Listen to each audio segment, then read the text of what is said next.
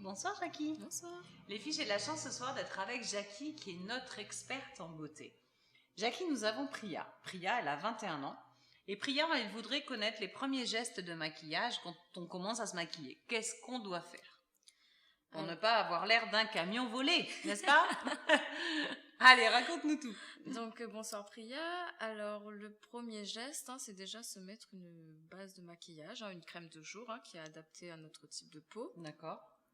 Ensuite, un fond de teint, d'accord, qu'on choisira proche de sa carnation. D'accord. Donc, il y a un endroit privilégié où on a... Au niveau du menton. D'accord, voilà. très bien. Ici, là. Donc, pour ne pas avoir un effet masque ou voilà, que ce soit trop différent, il faut vraiment qu'on n'ait pas l'impression qu'on ait du fond de teint. Donc, pour appliquer son fond de teint, ou au doigt, pour un effet plus naturel. D'accord. Voilà. Donc, des zones à ne pas oublier, les paupières, oui. l'arête du nez, l'ovale, le cou. Ouais, bien descendre et dégrader dans son cou. Voilà, descendre. Ensuite, pour les soirées, par exemple, une soirée, au lieu de l'appliquer au doigt, on l'appliquera avec une éponge, pour un résultat plus couvrant. Un résultat plus couvrant et puis plus sophistiqué. Voilà. Donc ensuite, un anti-cerne, si nécessaire. Pour relever les signes de fatigue. Donc l'anti-cerne, vous allez le prélever avec votre doigt et puis l'appliquer de l'extérieur vers l'intérieur en tapotant. Voilà. D'accord. C'est simple. D'accord. Ensuite, une poudre. D'accord. Une poudre qu'on oublie toutes. Libre ou compacte? Pour un effet plus naturel, pour la journée, une poudre libre, c'est mieux. D'accord. Avec un gros pinceau? Avec un gros pinceau. Avec un gros pinceau, c'est mieux. Ça est vraiment plus naturel. D'accord. Ok. Et la poudre compacte, plus pour une soirée. D'accord. Voilà. Très bien.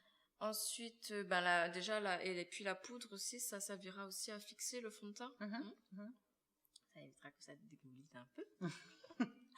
Ou alors on prend un petit Kleenex. On tapote.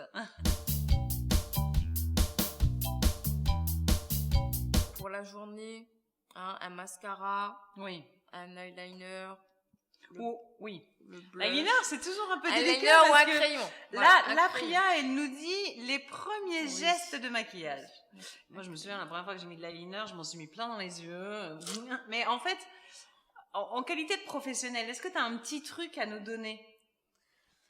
Justement pour ces jeunes femmes qui commencent à se maquiller comme Priya, qui n'ont pas envie de faire d'impair. On parle d'eyeliner, c'est super l'eyeliner. Moi, c'est à mon âge que j'arrive à en mettre. C'est après des années d'expérience. Quand t'as 21 ans, tu commences à te maquiller, tu fais comment? Est-ce qu'il y a un petit truc qu'on peut... Au lieu d'utiliser l'eyeliner, on prend un crayon. Voilà. D'accord, ça sera plus simple. Voilà, c'est plus simple. Ensuite, un petit peu de blush. Pour un effet bonne mine. Oui, parce qu'elle veut un maquillage naturel. Priya, elle n'a pas envie. Et pour finir, un gloss ou un rouge à lèvres. D'accord. Voilà. Très bien. Pour une soirée, rajouter du fard à paupières. Voilà. Adapté, voilà. En harmonie avec sa couleur de vêtements. Voilà. D'accord, ok. Eh bien, super. Priya, je pense que là, on n'a rien oublié. Après, à toi de voir avec, effectivement, comme disait Jackie, à adapter ta couleur de fard à paupières à ta tenue vestimentaire. Enfin, voilà, il y a des harmonies basiques comme ça à faire, sans problème. Merci beaucoup, Jackie. Les filles, je vous souhaite une bonne soirée. J'ai passé un excellent moment avec vous. N'oubliez pas de nous envoyer vos questions sur www.secretdefille.tv et puis sur la page. À bientôt, les filles. Salut. Bonsoir les filles. Bonsoir Christine. Bonsoir. Les filles, j'ai la chance ce soir d'être avec Christine qui est notre experte en coiffure. Nous avons Anne-Lucie. Anne-Lucie, elle a 26 ans. Et Anne-Lucie, en fait, elle a envie que tu lui donnes des trucs pour faire un chignon flou. D'accord. Alors déjà, c'est quoi un chignon flou déjà? Alors Anne-Lucie, bonjour. Un chignon flou, c'est un chignon qui est quand même assez souple, qui n'est pas travaillé comme un chignon, comme une banane par exemple, que l'on peut faire. Oui, qui donne un aspect très sophistiqué. Voilà, très sophistiqué. C'est un chignon quand même assez relâche. Donc, qu'est-ce que je peux te conseiller? Tu peux faire une queue de cheval. Et à partir de là, de cette queue de cheval, tu la sépares en plusieurs petites mèches. Et tu peux faire des boucles, des tortillons. Tu peux même crêper toutes tes mèches et puis après faire des nœuds. C'est aussi sympathique, ça va vite. Et puis tu peux mettre un ornement. Tu peut être une pince avec une fleur, des plumes, Un bandeau. Voilà, il y a maintenant beaucoup de bandeaux. C'est très tendance d'ailleurs le bandeau où tu as avec des perles, avec des fleurs. Donc c'est très, oui, tu peux faire plein de choses. En 5-10 minutes, c'est assez vite. Ça va assez vite, pardon. Et tu peux même faire des tresses. Que tu agrémentes avec ta queue de cheval. Donc tu fais une queue de cheval, tu la sépares en 2-3, tu fais une tresse, après tu enroules. D'accord. Je comprenais pas la tresse voilà, avec... mais si, okay. oui, c'est vrai, je parle peut-être un peu trop vite. Et du coup, alors, queue de cheval, on sépare la queue de cheval et on fait une tresse. On fait une tresse, et sur l'autre partie de la queue de cheval, tu fais tes petites boucles, et tu enroules après la tresse tout autour. D'accord. Il faut avoir les cheveux longs, hein, effectivement. Oui, parce que moi, ça va être un peu compliqué, bien sûr. Il faut mettre des rajouts, des extensions. C'est ça. Ouais. On va s'en tenir au chignon flou. Il existe des pinces avec des cheveux longs, donc tu as juste ta clip. Tu fais une petite queue, si par exemple tu as un carré. Tu fais une queue de cheval, tu prends ta pince avec toutes tes mèches, c'est un clip. On appelle ça un postiche. Un postiche, voilà, c'est ça. Voilà, D'accord. tu peux mettre ça. Et c'est vrai que du jour au lendemain, tu te retrouves avec quand même les cheveux longs et un très beau chignon. Ouais, c'est rigolo ça. C'est pour rigolo. une soirée, ça on va en être trouve sympa, un peu partout, hein, ce genre de pince. Alors après, il faut trouver la même couleur que sa couleur de cheveux. Mais en général, on trouve. C'est vrai? Oui, on trouve. Alors les filles, prochaine question. En tout cas, merci beaucoup Christine. Mais de rien. Les filles, j'ai passé un excellent moment avec vous. Je vous souhaite une très très bonne soirée, un bon appétit. N'oubliez pas de nous envoyer vos questions sur www.secretdefille.tv et bien évidemment notre page bleue. À bientôt. Au revoir. Bonsoir les filles, bonsoir Sima. Bonsoir Stéphanie. Les filles, j'ai la chance ce soir d'être avec Sima qui est notre coach mode. Sima, nous avons Emeline. Emeline, elle a 28 ans. Et Emeline, elle a besoin d'avoir des conseils d'entretien pour ses vêtements. Est-ce qu'on lave toute sa garde-robe de la même façon? Alors non, évidemment que non. Mais c'est vrai que l'entretien fait partie de la cure de jouvence du vêtement. C'est-à-dire que plus on l'entretient et on y fait attention et on pourra le garder le plus longtemps possible. D'accord. Donc en fonction des textiles, bien sûr, les lavages sont complètement différents. Mais quoi qu'il en soit, il est préférable de toujours laver ses vêtements à température très faible, très basse. Et même si on peut préconiser le lavage à la main. D'accord. Voilà. D'accord. Par exemple, on prend du blanc. Le blanc, on peut le passer à 90? Le blanc, on peut le passer à 90, mais tout dépend de la matière. Oui, c'est ça. La dentelle, elle va ressortir comme un torchon. Voilà, la dentelle, elle rétrécit, le satin flétrit, et puis la soie, n'en parlons pas. Donc, non, hors de question de passer à 90. Donc, dentelle, satin, quoi d'autre?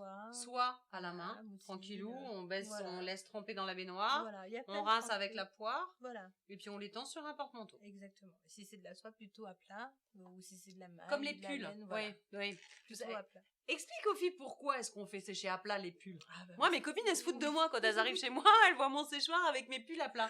Non, toujours à plat les pulls parce que la maille se déforme sous l'effet de l'eau. Donc une maille mouillée complètement déformée. C'est ça. Imaginez, vous mettez votre pull sur un porte-manteau, avec le poids de l'eau, ça va tirer la maille de la laine et donc ça va agrandir le pull. Donc après, ça ressemble plus à rien, quoi. Non, mais moi, mes copines, elles se foutent de moi quand elles viennent chez moi. Comment tu nettoies tes pulls? Bah oui, c'est normal, quoi. Donc voilà. Donc ça, c'était pour les pulls. Maintenant, nous avons parlé du satin, de la dentelle et de la soie. Ouais. Les jeans, on les lave comment, Sima? Les jeans, ils peuvent passer facilement en machine. Ouais, à par 30 contre, à l'envers. À 30 à l'envers, exactement. Ouais, comme le noir. Premier lavage, par contre, on regarde si il est bien, il perd pas de couleur. Donc on privilégie des machines à température douce. À froid. En fait, des machines des coloris similaires, en fait. Ah des oui, foncées, d'accord. On lave son jean avec des Alors couleurs ça, foncées. je ne sais pas si ça coule de sauce pour tout le monde, mais quand on lave ses vêtements, on sépare toujours le blanc de la couleur. C'est ça. Malgré les petites lingettes soi-disant magiques, on faut y faire attention quand même. Ouais. Hein. Non, mais c'est bien de le dire parce que moi, j'ai vu il y a pas longtemps dans une laverie un monsieur qui mettait ses baskets avec ses vêtements. Des fois, on n'a pas forcément beaucoup de pièces de la même couleur. Mais par exemple, on peut laver le fuchsia avec le rouge. Exactement, on peut. Et puis, si vraiment on a très peu de pièces, on fait un lavage à la main. Ça va oui, aussi voilà. Puis, voilà. Puis, il existe aussi le lavage à froid. Hein. Oui, et là, on ne prend pas de risque. Du tout, voilà. Bien. Merci beaucoup, Sima, pour ces indications. Les filles, je vous souhaite une excellente soirée. Bon lavage, si c'est de la soirée du lavage. Je vous souhaite un bon appétit. Je vous embrasse fort. N'oubliez pas de nous envoyer vos questions sur www.secretdefille.tv. et bien évidemment notre page bleue. À bientôt. Bonsoir les filles. Bonsoir Christelle. Bonsoir. Les filles, j'ai la chance ce soir d'être avec Christelle, que je ne vous présente plus, qui est notre psy secret de fille. Nous avons Christelle Léa. Léa, elle a 16 ans. Oui. Et Léa nous pose une question qui est quand même un peu compliquée, il faut le dire. Je l'ai dit Léa, hein. Bah oui, je l'ai dit. Comment plaire à un garçon qui ne vous aime pas? Aïe. C'est ça. Waouh. C'est de plus en plus compliqué. Hein. Oui, On effectivement. se rend compte en fait que l'adolescence, c'est compliqué déjà. C'est très compliqué, mais je crois que tous les âges sont compliqués. Oui, à leur on a manière, tous nos hein. problèmes à tous les âges. Oui, c'est c'est ça. ça. Et en fait, donc Léa apparemment est amoureuse d'un homme, d'un jeune homme, voilà. Et ce jeune homme ne l'aime pas en fait. Ben apparemment. Voilà, et la question de Léa, c'est comment faire pour plaire à un homme qui n'a pas de retour, duquel nous n'avons pas de retour. Donc en tout cas, elle l'aime. Ça, c'est Si sûr. elle a envie de lui plaire à ce point-là, c'est qu'elle Ça, l'aime. c'est sûr, tout à fait. Alors première question à te poser, Léa, c'est pourquoi tu l'aimes lui? Oui, c'est ça. Qu'est-ce qui fait que c'est ce garçon-là que tu veux? C'est très particulier d'être amoureuse de quelqu'un qui ne nous renvoie pas l'ascenseur. Alors, qu'est-ce qu'il représente pour toi? Qu'est-ce qui fait qu'il te plaît autant? Est-ce que physiquement, il te correspond, il correspond à ton type de garçon? Est-ce qu'il te fait rire? Est-ce qu'il il te rappelle quelqu'un pour qui tu as des sentiments, ou tu as eu des sentiments très forts? Voilà, c'est plein de questions. Parce que finalement, à 16 ans, les sentiments sont extrêmement forts. Je le répète assez souvent, tu le sais. Parce que c'est la vérité. Le Mais ressenti, j'ai pas 16 ans, moi. non, toi, non. Mais les téléspectatrices qui nous Non, posent mais des c'est- questions, assez voilà. souvent, on a On se des dit des souvent, jeunes filles tout à fait. qui nous posent ce type de questions. Tout à fait. Et voilà, c'est ce qu'on vit à cet âge-là est tellement fort que ça dépasse absolument tout le reste. Donc il faut vraiment le prendre en compte et il faut y faire très attention.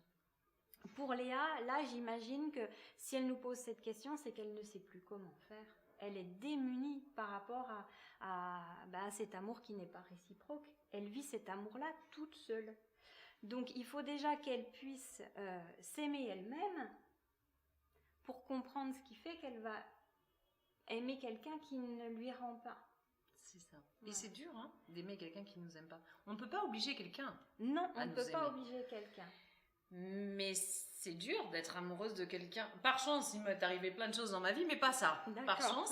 Mais j'imagine que en tant que femme, ça doit être dur de se dire, de s'imaginer avec quelqu'un qui en a rien à faire de ta tronche, en fait, c'est ça.